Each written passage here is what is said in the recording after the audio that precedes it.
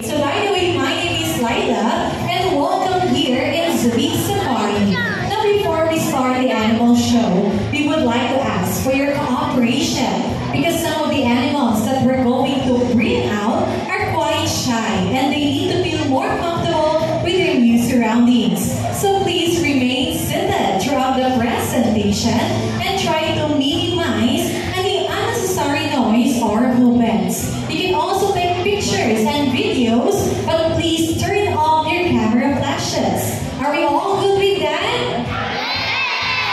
Alright, now kids, are you excited to meet our animal friends? Oh, make it louder again. Are you excited? Okay, now to start with, please welcome our dancing poodle named Makoy.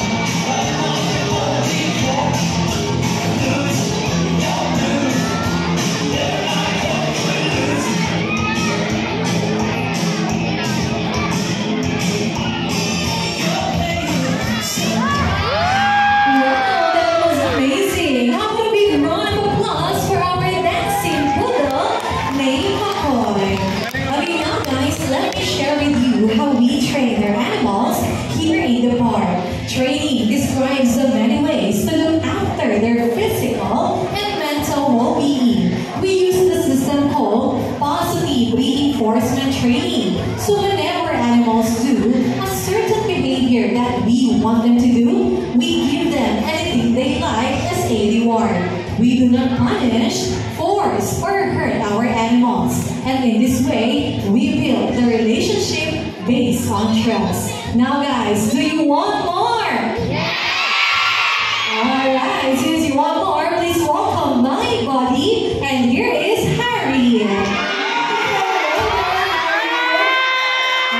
so Harry is our pot belly pig, originated from Vietnam and China. And don't you know that they are among the top 10 most intelligent animals in the world? Now let's see some obedience behavior. So first is to sit. How about lay down, Harry? Alright, and turn around. Good job. Now we're going to level up the challenge. Harry is going to pass through those orange balls. Now guys, do you think Harry can still do it? Alright, come on Harry, show them what you got. Come on Harry, you can do it. Okay, everybody, let's say go, Harry! Come on, Harry! Alright, so how about we round of applause for our hot rubber pig named Harry.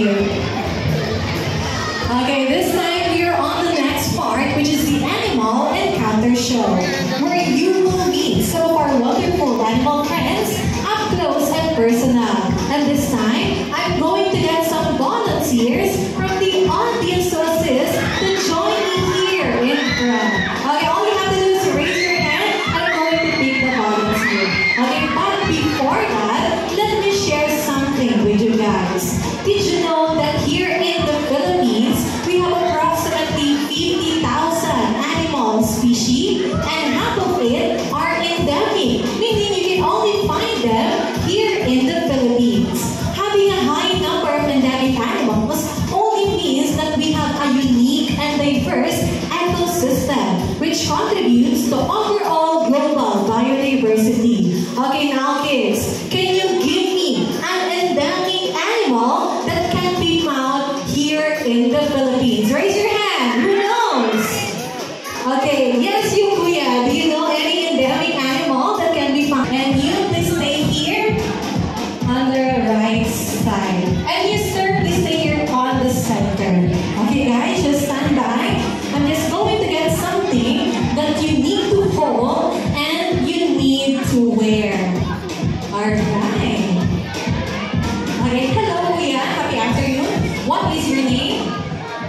Justin Daniel April. Justine, am I right? Okay, now can you wear this on your left hand? Okay, how about you, sir? Happy afternoon. What is your name? Sir Chris. Sir Chris. Okay. So, that's your student. Alright. Hello, guys. Okay, sir, can you wear this on your right hand? Alright? And how about you? What is your name? I'm Kiel. Kiel. Okay, Kuya Kiel, what grade level are you in? Akil sa ulog. 3. Grade 3 student. Where are your classmates? Asan po ang classmates namin? Okay. Alright. So, Kuya Kiel, can you hold this one for me? Okay, you're going to help us to meet our next animal. Alright? Now, volunteers, are you ready? Yes. How about the audience? Are you ready? Okay, now that you're all ready, please welcome our endemic animal friends.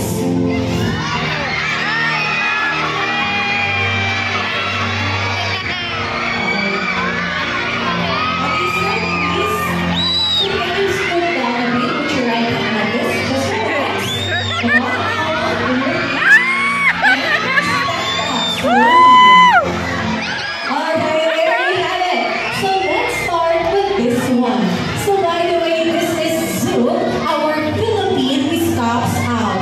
They are the largest in the Scops family. And don't you know, guys, that an owl can rotate their neck up to 270 degrees without breaking blood vessels or tearing tendons. And on this side, we have Kyle, our 8 months old Philippine long-tailed macaque. They can be found in South Asia and they can live up to 40 years in captivity. These primates are highly social creatures and they have extremely long tail which is longer than their body from their head to their rump. And here on the middle, we have Palawan bear cat, or locally known as Vituro, and has a lifespan of approximately 20 years. They can stand erect like a bear and has a whiskers like a cat. Thus the name bear cat. Unfortunately, guys, most of our endemic animals are now listed vulnerable or in danger of extinction due to habitat loss and illegal poaching. So, to save this animal and let the next generation to still see this beautiful creature, let us help in the advocacy to stop illegal logging. But instead, let's start planting today that will serve us their home for tomorrow. Okay, sir, please, what can you say about almond? Mabigat siya. Mabigat siya. Sir, how does almond smells like? Parang mapangit. Okay, really? Don't you know, guys, that Palawan bear cat has their natural scent smell like fresh popcorn or pandan. And with that, how about a big round of applause for our endemic animals here? And of course, our volunteers. Thank you so much, guys. You have a baller from Zubi Safari. Thank you so much.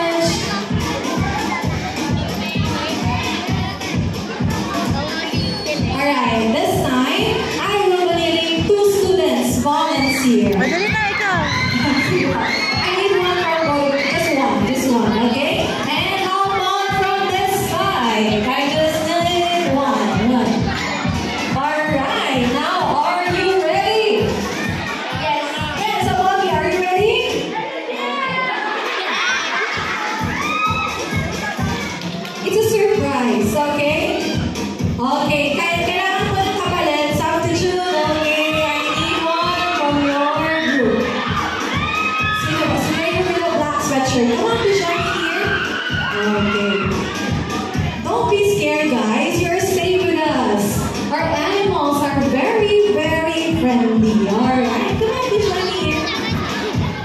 Okay, you will stay here on my left side. Okay, happy afternoon. What is your name? Shirley. Okay, Shirley, can you put your palms up like this? Okay, can you promise me that anything we will put on your hands, we're not going to drop it? Promise? Yes. Yes. Okay, now Shirley, are you ready? Okay, now that you're all ready, please welcome all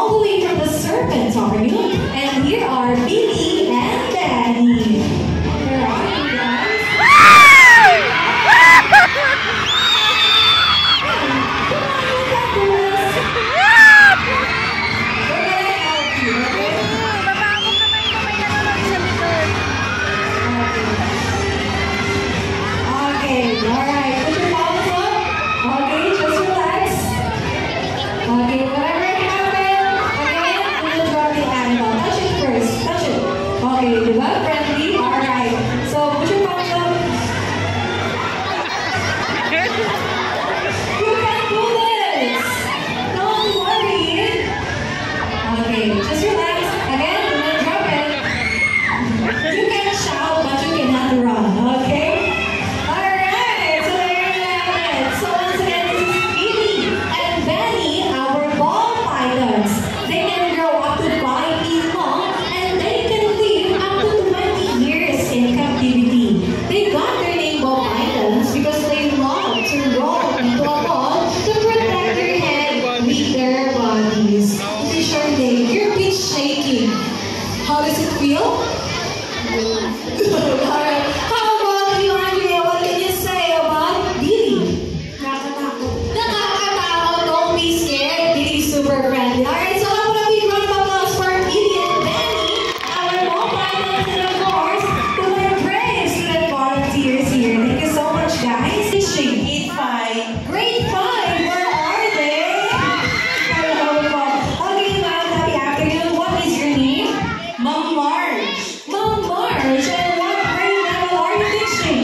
Grade 5. Grade 5. Parang sila lang yung sumisigaw. Okay, hello po, happy afternoon. Ma'am, what is your name? Jessa po. Jessa, and what grade level are you teaching? 7, 8, 9. 7, 8, and 9. Okay, now, teachers, you came up all the way here on the stage, showing all your students that you are brave. Now, can you promise me that anything we will bring up during the show, you're not going to run and you're not going to drop the animal? Promise?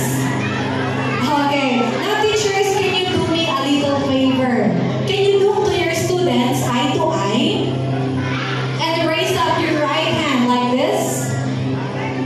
And wave goodbye to them because this might be your last meeting. Say bye!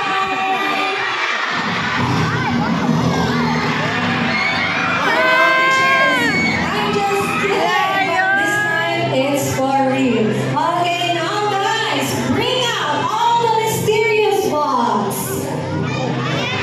Alright, now teachers, I'm going to give you a chance to choose which box do you want, okay?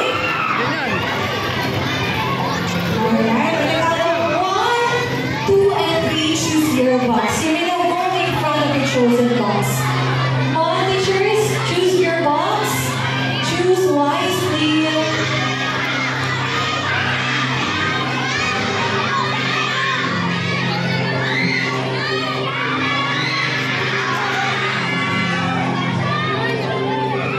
This is going to be exciting. Okay, now teacher, are you sure with the box that you have chosen? I'm going to give you another 3 counts to think. You may switch position. You can talk to each other. In the count of 1, 2, and 3, choose your box. Okay, I think we're pretty much sure with these boxes. Now guys, we're going to open these boxes one by one. But before that, to make it more fun and exciting, teachers, all you have to do is to close your eyes and I'm going to give you a chance to touch and feel what's inside your chosen box. Okay, teachers, close your eyes and you're going to touch and feel inside. In 1, 2, 3, touch it. Okay, one more time. 1, 2, 3, touch it. Alright. Okay, volunteers, you may now open your eyes. Okay, hello, ma'am. Kinakabahan kayo. Alright, hello po. Ma'am, are you ready to open the box that you have chosen? Yes po. Yes po. How about you, Ma'am Marge? Are you ready? Yes po. And last but not least, ma'am, are you ready to open this box? Not yet. Not yet. Okay, come on, ma'am. You need to be ready. Okay? Once again, are you ready? Ready! Ready. How about the audience? Are you ready? Alright. Now that you're all ready, let's open box number 1. Okay, ma'am. Alright. Do you have any idea what the animal inside? How does it feel nung hinawakan niyo po yung loob? Nakakatakot. Nakakatakot. Okay, ma'am, do you have any idea what animal is it? Walang idea. Okay,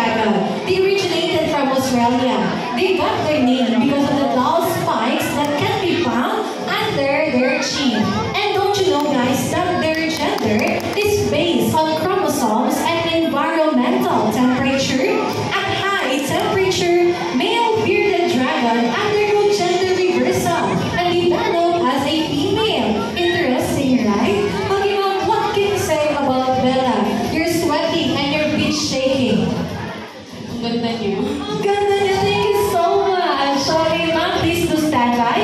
We are now done yet. Okay, let's proceed to box number 2. Hello, Ma'am March. Okay, ma'am, how did you feel when you touched the animal inside? Parang magaspang po.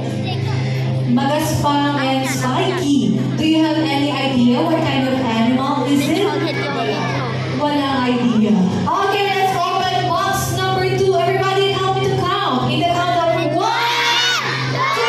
Okay, let's proceed to box number 3. Ma'am March, be ready, okay? I'll get back to you.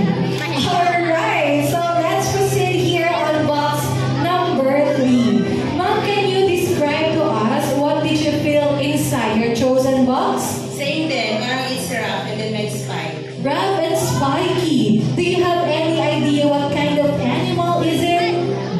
Raccoon. Raccoon. Okay, let's see. Let's open box number 3. In the count of 1, 2, and 3. Okay, now just relax.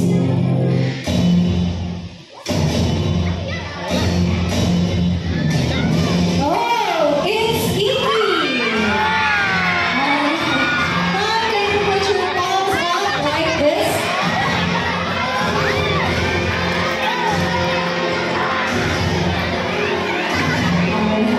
I think Iggy is super excited today. Okay, ma'am, just relax. And whatever happens, please do not drop our animal, okay? Go on, Iggy. You can do it.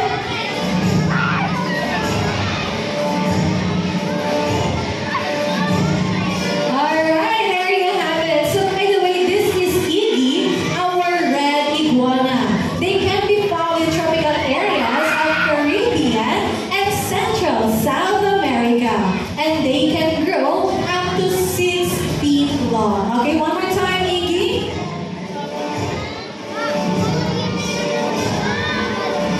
Ang daming nag-cheer kayo naman. So be sure to mag-agalaw. Alright, so by the way guys, if you look closely at the top of their head, you're gonna see a small dot. That's their third eye, or what we call the parietal eye. Even though it does not produce images, it is a very important element for them because it helps them to sense movement from above. Okay, ma'am, what can you say about Iggy? You're not moving. Speechless. Alright. Well, thank you so much, but please stand by if you're not done yet. Okay, let's go back to box number 2. Alright, now Ma'am March, where are your students? Nasaan po ang students niyo? Hello. Okay, Ma'am March, do you have any last words for your students? Ipapasa yung paper mache, ah. Ay, excited pa din. Alright, now Ma'am March, are you ready? Yes. How about the audience? Are you ready? Okay, now that you're all ready, let's open box number 2. In the count of 1, 2, and 3. Okay, Ma'am March, just relax. Oh, it's Zeus. Ma'am March, you can do this, okay? Can you put your palms up?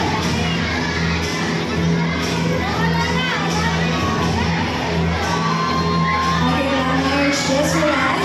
And whatever happens, please do not drop our animals, okay? Alright, so once again, this is Zeus, our albino Burmese python. They have albinism, which means the lack of or absence of melanin in their bodies. They can grow from 18 to 25 feet long, and they can weigh 200 to 300 pounds. Pythons are non-venomous, but they are constrictors. They make use of their powerful muscles to squeeze and overpower their prey. Okay, Ma'am March, what can you say about Zeus? Alright, thank you so much. How about if we got almost for the volunteers here? And before we end the show, guys, please listen to this environmental issue. Now, folks, that you have met some of our wonderful animal friends, now is the right time to talk about them. The reason why these animals are here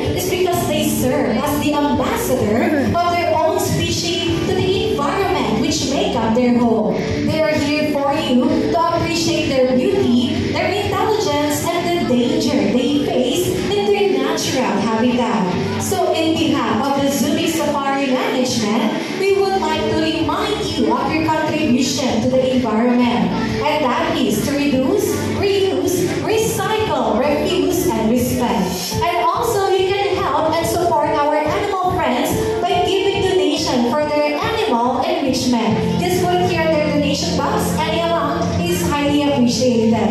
Maraming salamat po. See you on your next visit and enjoy your stay here. Alright, thank you so much to my brave baby teachers, volunteer guys. Can we give them a round of applause? Alright, thank you so much, teachers. And we have a baller from Zuni Safari. Thank you so much. And again, guys, for those who want to give donations for our animal friends and enrichment, just put it here in their donation box, and the amount is highly appreciated. Thank